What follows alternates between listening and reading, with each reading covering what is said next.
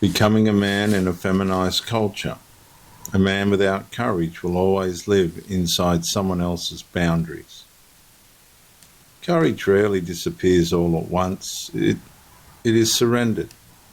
One compromise, one hesitation, one permission. And at first it feels easier to adapt than to stand. You keep the peace, you avoid resistance, you wait for a better time. But something deeper begins happening. Every decision governed by fear quietly teaches you that someone else's approval matters more than your own convictions. And that's where courage begins to disappear. A man may still speak about freedom, purpose, and leadership, but inwardly he waits for permission before acting.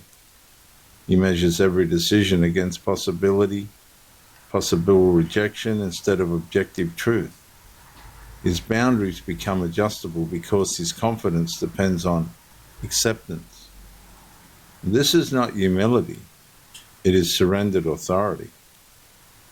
The narcissistic spinal layer emerges when fear of disapproval becomes the hidden authority governing behavior. Conviction becomes negotiable, initiative weakens, the nervous system begins protecting safety before purpose, and the pattern develops quietly. Fear replaces courage, permission replaces initiative, compromise replaces conviction, independence replaces leadership. Eventually, your life begins reflecting another person's expectations more than your own principles.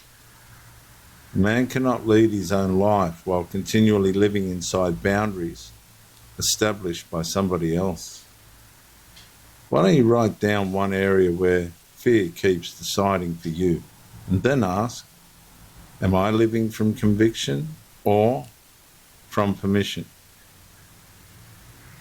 Viewers, better is the man who walks in courage than the man who lives beneath borrowed boundaries. For courage enlarges a man's calling, but fear quietly reduces it to the size of another person's expectations.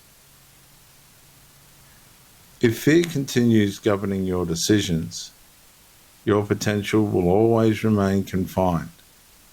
But when courage governs your convictions, freedom expands, leadership matures, and masculine purpose becomes unmistakable.